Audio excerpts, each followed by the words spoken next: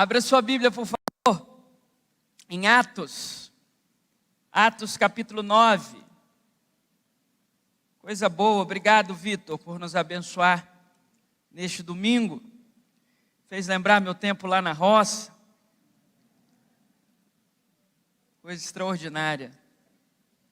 Atos capítulo 9, a partir do versículo 31, nós vamos considerar essa noite. Nós estamos em meio a uma série de mensagens, uma série de pregações, cujo título é Vida de Novo.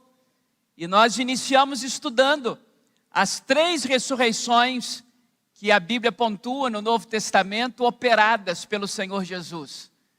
Iniciamos em Marcos capítulo 5, com a filha de Jairo, em Lucas capítulo 7, com o filho da viúva da cidade de Naim, e domingo passado em João capítulo 11, a ressurreição do amigo de Jesus, o Lázaro. Essas foram as 3 ressurreições que ele operou. Mas após a sua própria ressurreição e a sua ascensão aos céus, com o poder do Espírito Santo derramado sobre a vida dos discípulos, também Pedro operou uma ressurreição, e nós vamos analisá-la em Atos capítulo 9, a partir do verso 31, a ressurreição de Dorcas. Todos achamos? Amém? Atos 9, a partir do 31, diz assim: a igreja, na verdade, tinha paz por toda a Judéia, Galiléia e Samaria, edificando-se e caminhando no temor do Senhor, e no conforto do Espírito Santo, crescia em número. Passando Pedro por toda parte, desceu também aos santos que habitavam em Lida. Encontrou ali certo homem chamado Enéas, que havia 8 anos jazia de cama, pois era paralítico. E disse-lhe Pedro: Enéas, Jesus Cristo te cura, levanta-te e arruma o teu leito. E ele imediatamente se levantou. Viram-no todos os habitantes de Lida e Sarona, os quais se converteram ao Senhor. Havia em Jope uma discípula por nome Tabita, nome este que traduzido quer dizer Dorcas. Era ela notável pelas boas obras e esmolas que fazia. Ora, aconteceu naqueles dias que ela adoeceu e veio a morrer. E depois de a levarem, puseram-na no cenáculo. Como Lida era perto de Jope, ouvindo os discípulos que Pedro estava ali, enviaram-lhe 2 homens que lhe pedissem: não demores em vir ter conosco. Pedro atendeu e foi com eles. Tendo chegado, conduziram-no para o cenáculo, e todas as viúvas o cercaram, chorando, e mostrando-lhes túnicas e vestidos que Dorcas fizera enquanto estava com elas. Mas Pedro, tendo feito sair a todos, pondo-se de joelhos, orou, e voltando-se para o corpo, disse: Tabita, levanta-te. Ela abriu os olhos e, vendo a Pedro, sentou-se. Ele, dando-lhe a mão, levantou-a e, chamando os santos, especialmente as viúvas, apresentou-a viva. Isso se tornou conhecida por toda Jope, e muitos creram no Senhor. Pedro ficou ainda em Jope muitos dias, em casa de um curtidor chamado Simão. Amém. Pai bendito, esta é a tua palavra. O Senhor conhece o coração de cada pessoa que aqui entrou, e rogo por tua bondade que o Senhor libere dos céus uma palavra sobre nós. Em nome de Jesus. Amém. Antes de analisarmos essa ressurreição, eu queria que você grifasse uma expressão do versículo 31, com a sua Bíblia aberta. Diz o versículo 31, que a igreja, na verdade, tinha paz. Eu quero iniciar o sermão dessa noite desejando paz sobre a sua vida. Paz sobre o seu casamento, paz sobre o seu corpo e a sua saúde, paz sobre os seus negócios, paz sobre a sua família, paz sobre a sua descendência. Que seja um tempo de paz sobre a sua vida. Sabe por que eu posso te desejar isso?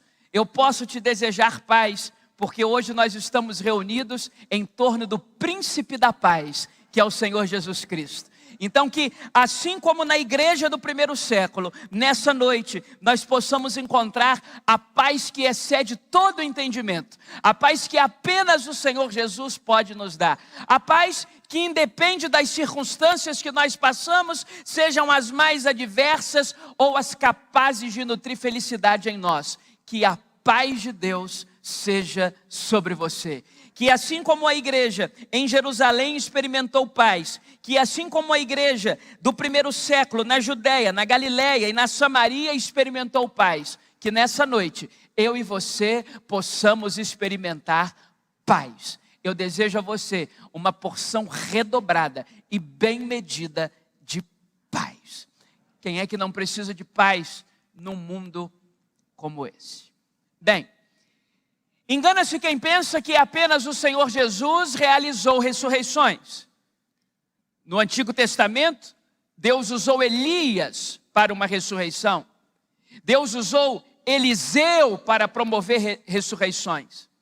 De modo que também para o seu colégio apostólico, Deus liberou dos céus esse poder, essa capacidade de trazer pessoas de volta à vida.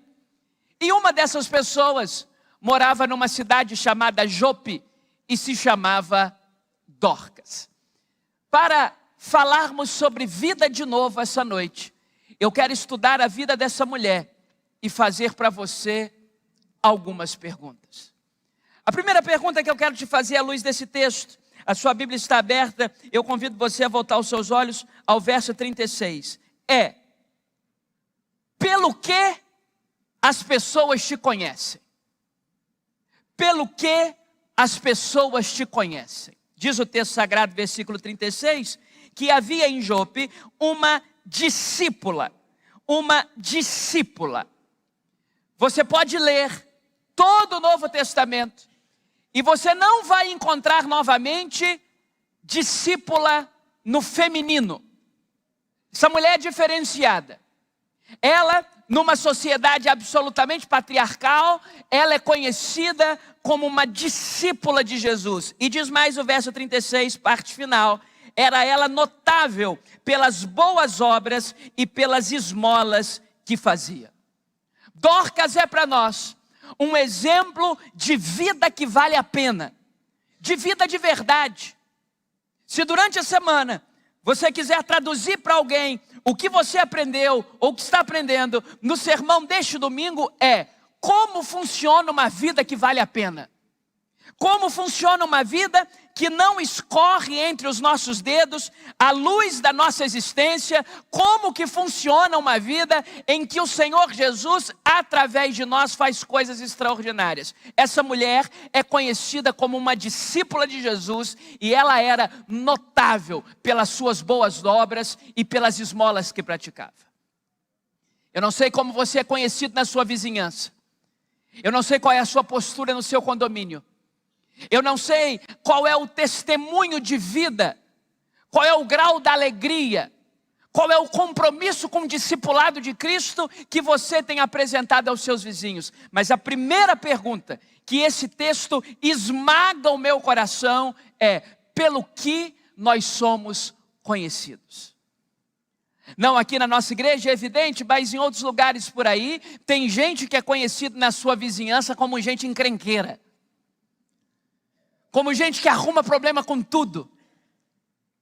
Como gente que não dá um minuto de paz para as pessoas. Como gente que não tem uma palavra doce, uma palavra gentil, um cumprimento efusivo. Tem gente que é conhecida pela sua truculência, pela sua maldade, pelo seu caráter irredutível, por nunca querer perder uma discussão, por sempre querer ter os melhores argumentos. Pelo que você é conhecido? Como seus vizinhos enxergam você?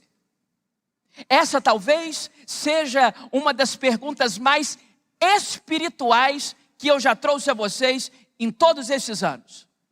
Porque não pense você que as perguntas espirituais da vida é apenas para onde você vai depois da morte. Que é uma pergunta espiritual para a sua reflexão. Como os teus vizinhos te conhecem? Qual é a sua reputação na vizinhança? Como você trata as pessoas? pelo que você é conhecido. Essa mulher é conhecida como uma discípula de Jesus, notável pelas boas obras que fazia. Mas eu tenho uma segunda pergunta à luz desse texto, que me ajuda a identificar se a nossa vida está de fato valendo a pena. A pergunta é: se você morresse hoje, alguém pediria a sua ressurreição? Se você morresse hoje, alguém indignado com a sua morte, indignado com a brevidade da sua partida, alguém pediria a sua ressurreição? Porque é isso que está acontecendo no texto.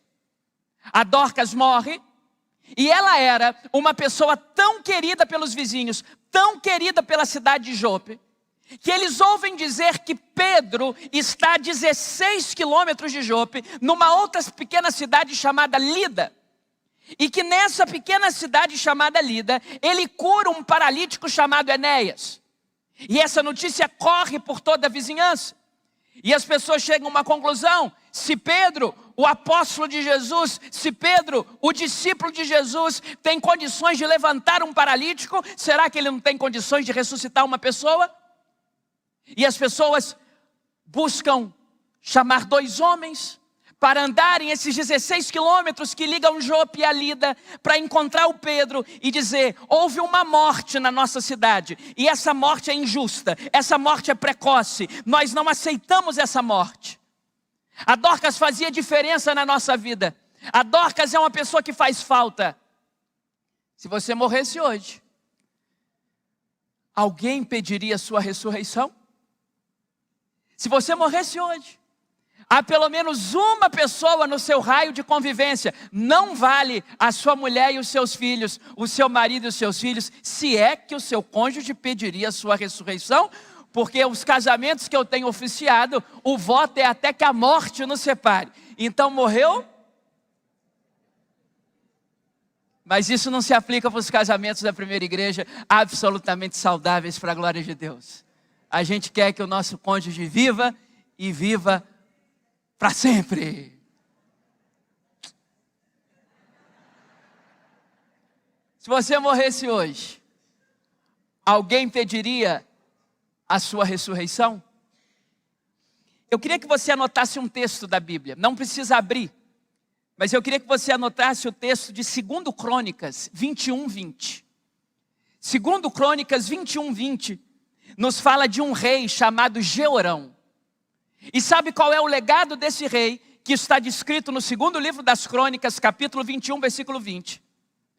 Diz que Jeorão morreu sem deixar de si saudade. Ele morreu sem deixar de si saudade. Uma vida que não fez diferença para ninguém. Uma vida absolutamente inútil à sociedade. Uma vida que não despertou carinho e bons sentimentos na vida de ninguém. Uma vida que não transbordou de si, mas que ficou egoísta, ególatra, egocentrada. Jeorão morreu, não deixou de si saudades e não foi sepultado junto aos reis. Será que é esse o legado que nós queremos deixar? Ninguém sentia a nossa falta? Você já ouviu a história? E eu posso me aplicar nela. O que você gostaria que dissessem no seu sepultamento? Aí está um bom homem, um bom marido, aí está uma boa mulher, uma boa esposa.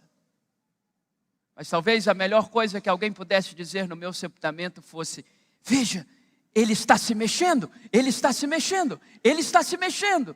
Alguma coisa aconteceu. Porque viver é uma bênção. Eu quero te convidar nessa noite, à luz do Evangelho do nosso Senhor Jesus Cristo. Nós ansiamos pelo céu, nós queremos o céu, nós amamos e anelamos, a nossa alma transpira pela eternidade. Mas deixa eu dizer uma coisa: se você teve um encontro com Jesus, o céu já está garantido. Hoje nós queremos viver e ter vida em abundância. Se você morresse hoje, quantas pessoas pediriam a sua ressurreição? Essa é a segunda pergunta à luz desse texto. Terceira pergunta à luz desse texto. Para o que você tem urgência na vida? Para o quê? Qual é o expediente? Qual é a situação? Qual é a causa que cria em você um senso de urgência? Porque repare comigo, o verso 38, a palavra dos dois homens que foram enviados até Pedro. Verso 38. Como líder era perto de Jope, ouvindo os discípulos que Pedro estava ali, enviaram-lhe dois homens que pedissem. O que eles pediram? Não demores em vir ter conosco. Não demores em vir ter conosco. Tem coisas na vida que são urgentes. Tem coisas na vida que você não pode deixar para amanhã. É urgente colocar em ordem a nossa casa. É urgente reconciliar-se com Cristo. É urgente sair da apatia espiritual e descobrir que existe um estilo de vida em Deus em que nós somos revestidos do poder do Espírito Santo. É urgente essa consciência. É urgente deixarmos de ser meros operadores da religião, meros frequentadores de uma igreja, seja essa ou aquela, e assumirmos a nossa postura de gente cheia do Espírito. É urgente. É urgente perdoar. É urgente resolver as pontas soltas da vida. Tem coisas da nossa existência que eu e você precisamos ter pressa para resolver. A palavra dos dois homens para Pedro é: não demores em vir ter conosco. Bem, e é claro que nessa noite não há óbice, não há problema, não há obstáculo, não há nenhum atrapalho que nos impeça de olhar para o Todo-Poderoso Deus e pedir que Ele se apresse em nos socorrer.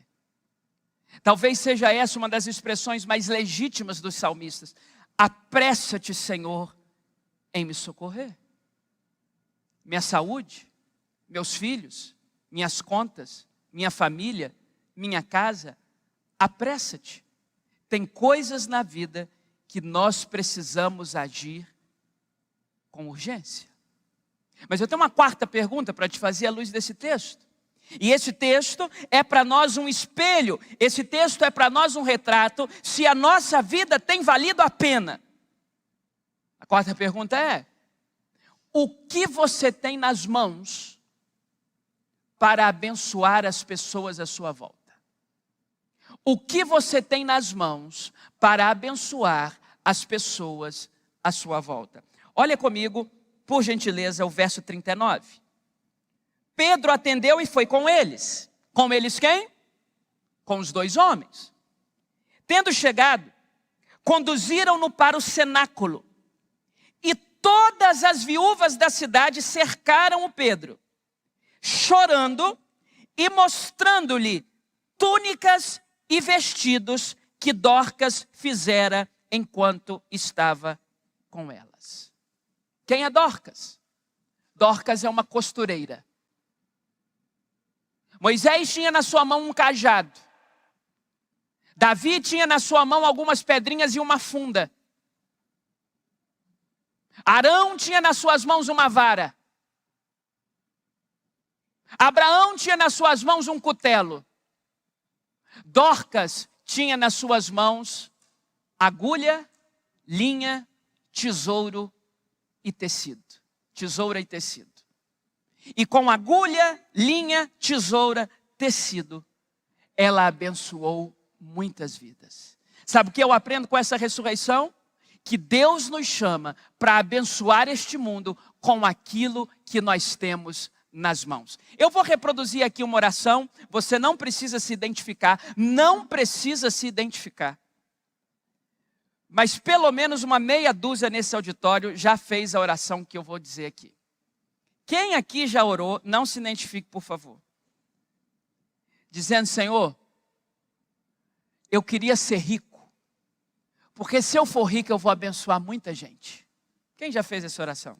Ah, eu te conheço, meu irmão. Para cima de mim, estou no ramo já há um tempinho.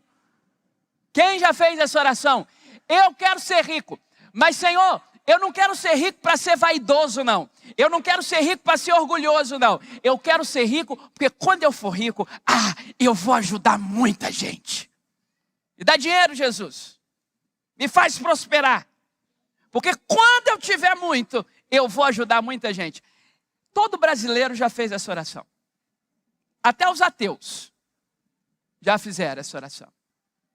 Porque nós temos essa imagem, que no dia que nós tivermos, nós poderemos abençoar pessoas. E aí tem um detalhe.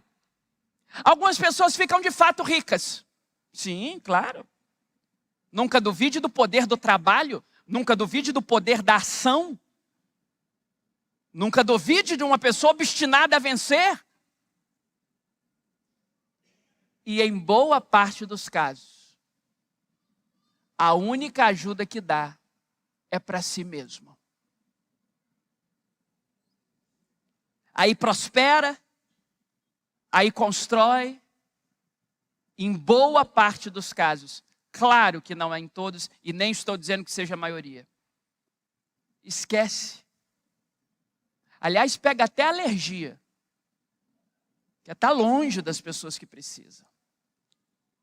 Sabe o que eu aprendo com essa mulher? Que Deus te chama para abençoar outras vidas não é com o que você vai ter, é o que você já tem. O que você já tem hoje é instrumento de Deus para abençoar outras pessoas. Sabe o que Dorcas tinha? Ela tinha um material de costureira. E com agulha, linha e tecido nas mãos, ela abençoou muitas vidas. Quer uma oração linda para fazermos juntos essa noite? Senhor, estão aqui as minhas mãos, para que através das minhas mãos o Senhor abençoe muitas vidas. A minha quarta pergunta para você hoje é: o que tem aí hoje nas suas mãos?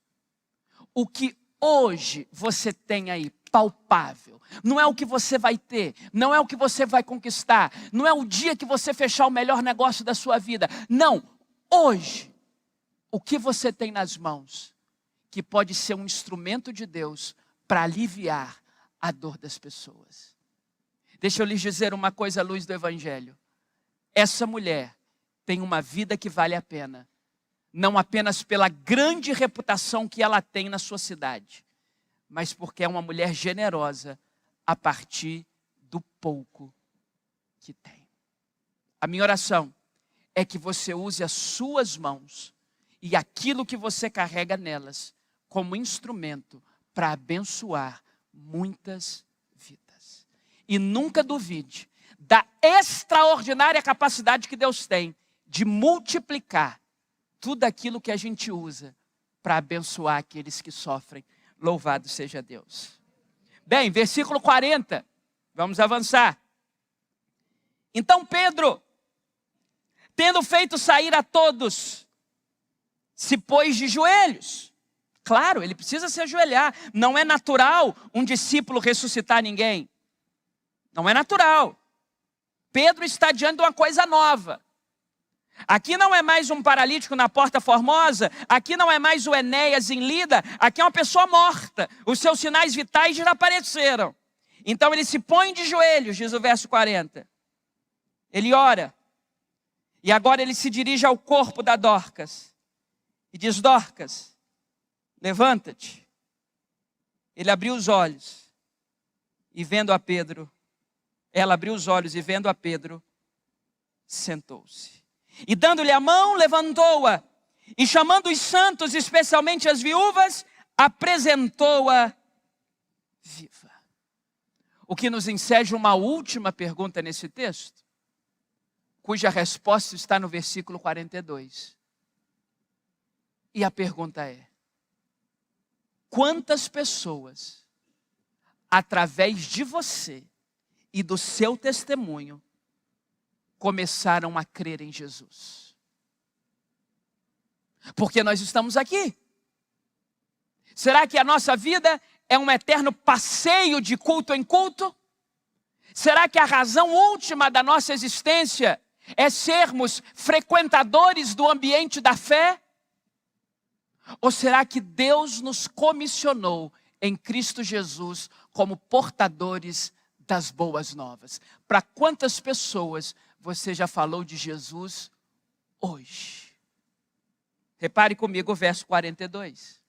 Isso se tornou conhecido por toda Jope, e muitos creram no Senhor. Através da vida dessa mulher, através do legado dessa mulher, através da história dessa ressurreição, muitas pessoas creram no Senhor. Sabe, irmãos, quando nós recebemos uma boa notícia, quando nós somos transformados por uma mensagem, e isso é um fruto genuíno em nós, isso não é um factoide, isso não é um teatro para alguém ver. Quando de fato a mensagem do Evangelho toma os nossos poros, preenche a nossa alma, acalenta o nosso espírito, nós não conseguimos segurar essa mensagem. Nós precisamos anunciar para todos quantos nos cercam que Jesus Cristo é o Senhor, que Jesus Cristo está vivo e que Ele tem poder para salvar. A minha última pergunta a você nessa noite é: quantas pessoas, através da sua vida, já creram em Jesus?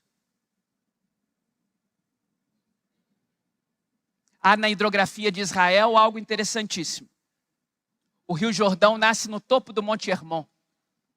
E ele desce no seu filete de água e abastece a planície da Galileia, onde está o mar da Galileia, que na verdade é um lago, que por dimensões tão grandes e numa época em que não se estudava a hidrografia, era conhecido como mar, o mar da Galileia, o lago de Tiberíades.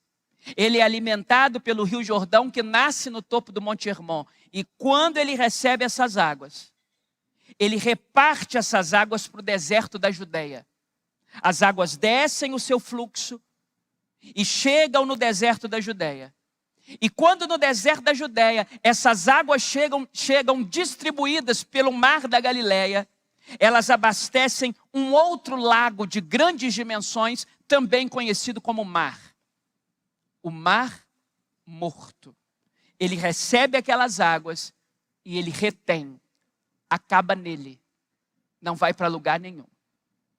Se você analisar a história da nossa fé, o mar da Galileia foi palco de pescas maravilhosas. O mar da Galileia foi palco de milagres extraordinários. Jesus dando ordem para os ventos, Jesus dando ordem para as tempestades, Jesus fazendo grandes operações milagrosas, Jesus à beira do mar da Galileia fazendo multiplicações, Jesus promovendo pescas maravilhosas, porque o mar da Galileia recebe e partilha.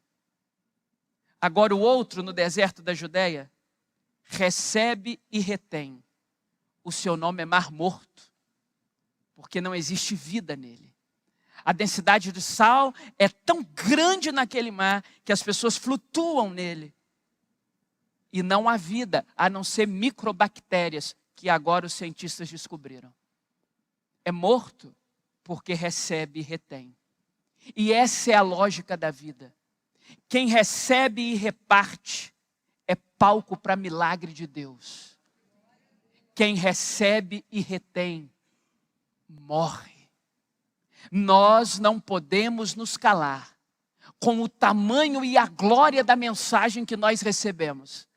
E devemos anunciar a todos os cantos que aquele que nos salvou pode salvar todo mundo. Porque a graça de Deus, diz Tito capítulo 2, verso 11, manifestou-se salvadora, trazendo salvação a todos os homens. Não segure essa mensagem. Seja um evangelista. Abra a sua boca pela fé e Deus colocará as palavras certas. Tenha ousadia, tenha brio, tenha ânimo. Declare pelas ruas o nome de Jesus. No seu ambiente de trabalho, faça Jesus conhecido. Não desperdice uma oportunidade de falar daquele que mudou a sua vida e que pode mudar a vida de outros. Sabe quem é essa mulher? Diz o verso 42. É uma mulher que através do seu legado, muitos creram no Senhor. Porque se eu puder fazer uma segunda oração com você, a primeira é: Senhor, aqui estão as minhas mãos. Use-as para o louvor da tua glória. A segunda: Senhor, aqui está a minha boca. Encha com palavras de salvação. Para que as pessoas saibam que eu não estou nesse mundo a passeio. Eu tenho um propósito, eu tenho uma missão, que é anunciar que Cristo vive, que Cristo salva e que Cristo voltará. Algumas pessoas têm vergonha, é verdade.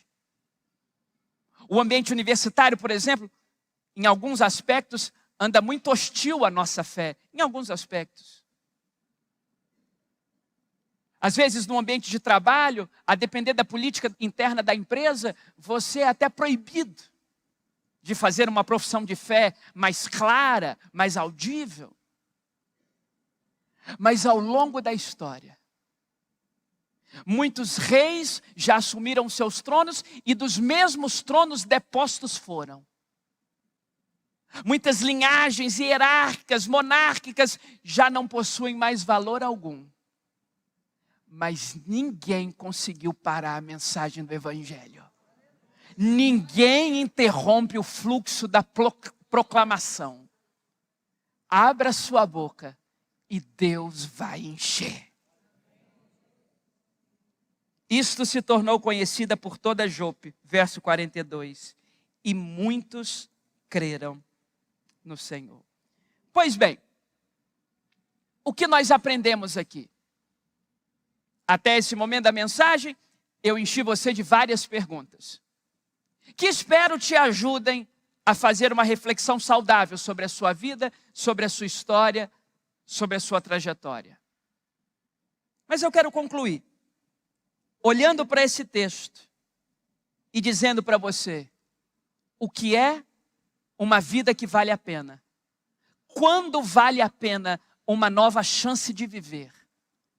Quando que nós obtemos aquilo que estamos chamando de vida de novo? Em primeiro lugar, quando eu tenho um propósito. Se você tem um firme propósito na sua vida, Deus tem o maior prazer de garantir a sua existência. Deus honra propósitos legítimos. Descubra o seu propósito. Entenda que quer comais, quer bebais, quer façais qualquer outra coisa, faça para a glória de Deus. Quem é essa mulher? Essa mulher tem um propósito. Essa mulher é uma discípula do Senhor Jesus Cristo. Essa mulher tem vida que sai dela, na sua simplicidade, através daquilo que ela tem nas mãos, propósito. E Deus tem um propósito para você. Enquanto você estiver no cumprimento desse propósito, Deus banca você. Eu aprendi uma coisa, e tem funcionado comigo. Deus não manda dinheiro para os seus filhos. Deus banca visões e propósitos. Eu acho uma perda de tempo você orar para aparecer um Pix misterioso na sua conta. Para mim é uma perda de tempo. Porque se esse Pix misterioso aparecer na sua conta, tem que sair de outra. Porque assim, eu não sei se na atual conjuntura do mundo eles estão distribuindo Pix do erário do governo. Então tem que sair de algum lugar. E eu não sei se Deus vai acessar os mega computadores do Banco Central para fazer um Pix aparecer na sua conta. Eu não vejo Deus como um gênio da lâmpada distribuindo Pix.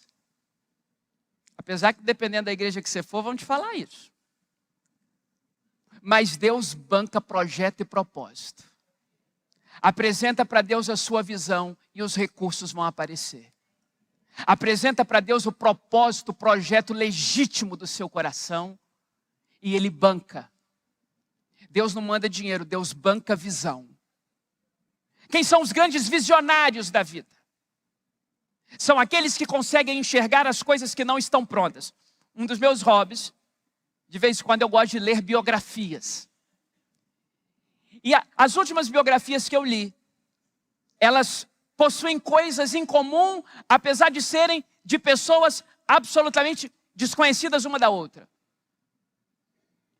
Uma das biografias do Juscelino Kubitschek diz que quando ele chegou no meio do cerrado, no meio do deserto do Brasil, para construir uma cidade, diz o seu biógrafo, que enquanto ele falava com os operários, ele via como se estivesse pronto.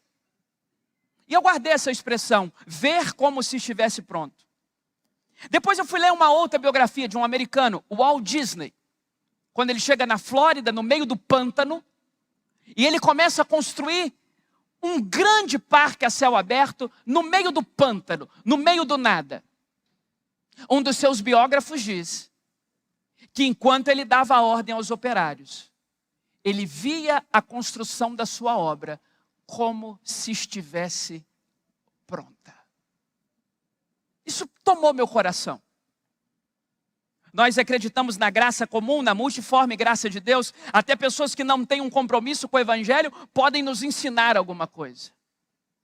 A capacidade de ver como se estivesse pronto. E se pessoas incrédulas, se ímpios, que confiam nos carros e nos cavalos, que confiam no dinheiro, no dólar, no real, possuem a capacidade de ver como se pronto estivesse, quem dirá nós que somos filhos do Todo-Poderoso Deus? Nós temos toda a capacidade de ver pronto como se já existisse. Deus banca visões. Apresente uma visão para Deus. Apresente um propósito para Deus. Apresente um projeto digno para Deus. E Ele tem prazer de bancar. Agora, se você está apenas esperando um Pix, eu tenho uma péssima notícia para te dar. Deus não vai mandar o Pix. Mas Deus pode multiplicar a sua visão e os propósitos sobre a sua vida. A primeira palavra é propósito.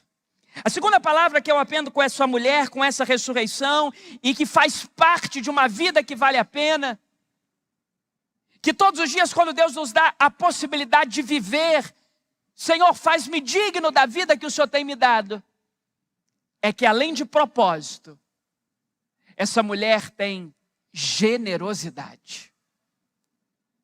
Ela sabe que a vida dela não termina nela.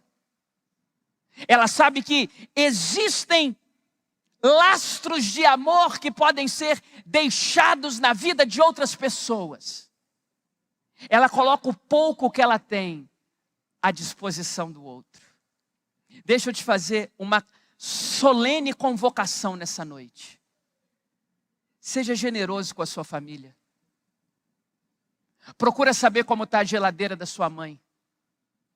Procura saber como está a despensa dos seus avós, dos seus pais. Procura saber se tem alguém com falta de remédio. Seja generoso. Faça uma ligação para um parente distante. Multiplique, partilhe. Procure saber. Quer um exercício espiritual? Essa noite eu não vou te convidar a passar a madrugada ajoelhado. Eu quero te convidar a ligar para os seus pais e levá-los no supermercado. E falar, papai, mamãe, enche o carrinho. Hoje é comigo. Leva. Isso é multiplicador. Isso destrava, isso impulsiona. Sabe quem é essa mulher? É uma mulher generosa. Ela aprendeu que aquilo que ela tem nas mãos só faz sentido se servir para abençoar outras pessoas. Seja generoso. Seja muito generoso. Pague o pedágio de alguém. Empreste o seu carro e não olhe para o ponteiro da gasolina depois. Empreste o que é seu. Coloque aquilo que é seu a serviço do outro. Dê carona. Às vezes eu acabo o culto, tem gente ali chamando os aplicativos, louvado seja Deus pelos aplicativos. Mas fica de olho nas pessoas, vê se alguém mora perto de você e coloca o seu carro a serviço do outro, se você o tem. Numa noite como essa, o transporte público todo, não sei nem como é que está acontecendo, procure ver. A segunda palavra que essa mulher nos ensina de uma vida que vale a pena é generosidade. Terceiro e último, e assim eu quero concluir. A terceira palavra que eu olho para Dorcas e percebo que é uma vida que vale a pena. Uma vida que faz sentido, uma vida que não escorre entre os nossos dedos. É porque ela não tem apenas propósito, ela não tem apenas generosidade. Ela é uma mulher de fé. Ela não faz filantropia porque é bonito. Ela não abriu uma ONG. Ela não é uma mera assistencialista. Ela sabe em nome de quem faz, ela sabe por que faz, ela sabe por que ela está neste mundo. Ela é uma mulher de fé. Nós não vivemos pelo que vemos, nós vivemos pela fé. Me permita lembrar você 2 textos da Escritura Sagrada. O primeiro está em Gênesis capítulo 16, versículo 13. Agar está fugindo dos seus patrões. Ela foi usada por Abraão e desprezada por Sarai. Ela tem um menino na barriga. Ela está numa convulsão de hormônios, sentindo o ultraje, sentindo o abandono, sentindo o desleixo daqueles que parecem agir em nome de Deus. Um patriarca da nossa fé. E quando ela está peregrinando, errante pelo deserto, no capítulo 16, versículo 13 de Gênesis, ela chega a uma conclusão. A conclusão é: tu és o Deus que vê. Tu és o Deus que vê. O segundo texto, um dos meus preferidos da Bíblia, João capítulo 1, versículo 48. Quando Jesus olha para o Natanael e diz: antes de Filipe te chamar, eu te vi. Eu te vi. Eu te vi. O que Agar e Natanael descobriram é aquilo que eu convido você a descobrir nessa noite. Que você não foi jogado nesse mundo à cova dos leões. Que você não é um acaso da existência. Que você foi uma gravidez indesejada. Que você foi um descuido. Não, não, não, não. O Deus Todo-Poderoso está vendo você. Ele vê você. Ele vê você. Ele vê você. Ele vê você. Ele conhece os seus traumas, as suas dores, os seus medos, as suas angústias, o seu senso de inadequação com a vida. Ele vê você. E existe uma semente que o Deus Todo-Poderoso plantou no coração de todos aqueles que confessam o seu nome. E o nome dessa semente é fé. E pela fé, a gente vê como se já estivesse pronto. Tenha fé. A sua vida está nas mãos de Deus. Tenha fé. As mãos que criaram o universo regem o seu destino. Tenha fé. O Deus que acalma a tempestade de um mar bravio pode acalmar a tempestade do seu coração. Tenha fé. Porque aquele que dá a vida é o único que pode tirá-la e tem poder de reavê-la. O nome dele é Jesus. Tenha fé. Porque você não veio esse mundo ao passeio. Você não é obra do acaso. As tuas mãos dirigem o meu destino. E acaso para mim não haverá. Tenha fé. Porque aquele que chama todas as estrelas pelo nome, todos os astros da amplidão, Ele chama como se fossem seus filhos. Aquele que conhece cada grão de areia, cada estrela do firmamento, Ele também sabe o seu nome e Ele é o seu Pai. O que nós aprendemos com essa mulher? Nós aprendemos a ter fé. E tem sempre coisas extraordinárias de Deus reservadas para quem tem fé. Saiba, você tem um propósito. Saiba, seja generoso com a vida, Deus será generoso com você. Saiba que a fé há de nos guiar no vale de sombra de morte, ou até mesmo nos pastos verdejantes e nas águas tranquilas. Tenha fé. Uma vida que vale a pena viver é uma vida com fé. Concluo. É natural que todos nós que acordamos para trabalhar, você talvez que esteja numa faculdade, esteja se preparando para um concurso público, ou esteja distribuindo currículos em busca de uma oportunidade melhor de vida, é natural para nós construirmos o chão para a gente pisar, pavimentar a nossa existência. É natural, claro. É para isso que você acorda cedo, repousa à tarde, come do pão que tão penosamente granjeastes. A gente vai construindo o chão para pisar. Você faz um curso, você faz uma escolha profissional, você faz um investimento, você ganha, você perde, você vai pavimentando o chão da sua existência. Isso é normal, isso é digno, isso é justo, isso é salutar, isso é benéfico. Mas fé não é quando nós pavimentamos a estrada para pisarmos. Fé é quando às vezes na vida nós precisamos dar um salto no escuro, com a certeza de que o Deus Todo-Poderoso vai garantir o nosso chão. Isso é fé. É quando não está mais no seu controle. É quando não depende mais da agulha, da linha, da tesoura que está nas suas mãos. É quando não tem mais nada a ver com a sua habilidade ou com a sua resiliência. Não adianta mais você construir o chão para pisar. Você terá que dar um salto no escuro e ter a convicção de que o seu Deus vai colocar o chão ou te pegará pelos braços, porque fé é confiar que a nossa vida está nas mãos dele. A morte de Dorcas, precoce, uma mulher que faz diferença, chamem Pedro. Pedro chega, dá uma ordem no nome de Jesus, ela levanta.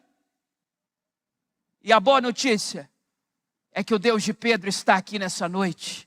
E Ele é especialista em ressuscitar sonhos, em ressuscitar esperança, em ressuscitar vida, em ressuscitar saúde, em ressuscitar fôlego. O Deus de Pedro está aqui. A pergunta é, temos Pedros de Deus aqui essa noite? Temos gente disposta a cumprir um propósito? Porque se estivermos, é só dizer, eis-me aqui. E a mão do Todo-Poderoso há de derramar bênçãos sem medidas para vocês. Quero terminar. O Vitor pode se aproximar, nós vamos encerrar cantando. Desejando para você no início desse mês, o que desejei no início do sermão. Para muitos esse é o primeiro sermão do mês, para aqueles que tiveram de manhã é o segundo.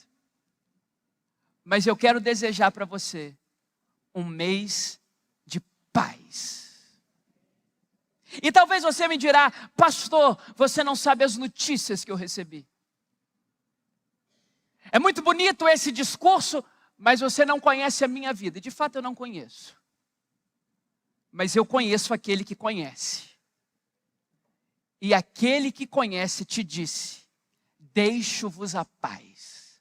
A minha paz vos dou. Não vou lá dou como o mundo a dá. tem paz de Deus para você. Você quer entregar o seu março ao Senhor? Você quer pedir que esse mês seja um mês de paz, de propósito, de generosidade e de fé? Você quer pedir a Deus que encha a sua boca das palavras certas, para que você seja um ministro da reconciliação, um proclamador das boas novas? Você quer uma vida que vale a pena? Não uma que escorra entre os dedos, uma vida de verdade, uma vida com sentido, uma vida que faz diferença na vida de outras pessoas. Você quer aquilo que Jesus chamou de vida em abundância? Quero orar com você. Coloque-se de pé, onde você estiver. E nós vamos pedir a Deus que derrame sobre nós a sua paz, a sua alegria, a sua bênção, as dádivas de suas mãos. Se você tem essa liberdade, se você crê assim, nós somos absolutamente democráticos nesse sentido. Nada é imposto aqui. Mas se você entende que pode, e se isso faz sentido na sua compreensão de fé, apresenta suas mãos para o Senhor agora em adoração. E coloque março diante dele, coloque a sua vida diante dele. Eu queria te dar essa oportunidade de encerrarmos essa celebração falando: Senhor, estão aqui as minhas mãos, use-as para fazer diferença na história. Senhor, estão aqui as minhas mãos para receber uma porção de cura dos céus. Tu és o médico dos médicos. Para receber alegria, ânimo, renovo. Senhor, eu não vim aqui essa noite num clube social, assistir uma palestra. Nós estamos no corpo vivo de Cristo. E Cristo se movimenta no meio de nós com poder e graça. E onde está a presença de Jesus, tem gente sendo transformada. Tem gente sendo salva, tem gente sendo liberta. Onde está a presença de Jesus, tem pessoas sendo encorajadas pelo poder do Espírito Santo. Apresente as suas mãos a Deus e diga: usa-me, Senhor.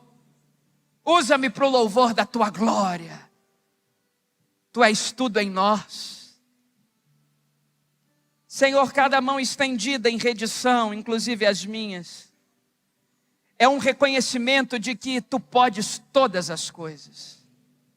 Que nas tuas mãos está todo o poder. Que tu és aquele que sustenta, que tu és a nossa âncora. Uns confiam em carros, outros em cavalos. Nós fazemos menção do nome do Senhor dos Exércitos. O Senhor nunca perdeu uma batalha. O Senhor nunca perdeu uma peleja. O Senhor nunca perdeu uma guerra. Tu és vitorioso e em ti nós somos mais do que vencedores. Por isso, nessa hora bendita de oração, nós nos apresentamos diante do Senhor rogando que o Senhor nos ensine a ter uma vida que vale a pena, uma vida de verdade, vida de novo. Nós te agradecemos pelos exemplos da Escritura Sagrada e pedimos que a tua palavra habite ricamente em nós. Encerramos essa celebração clamando por uma palavra de fortalecimento.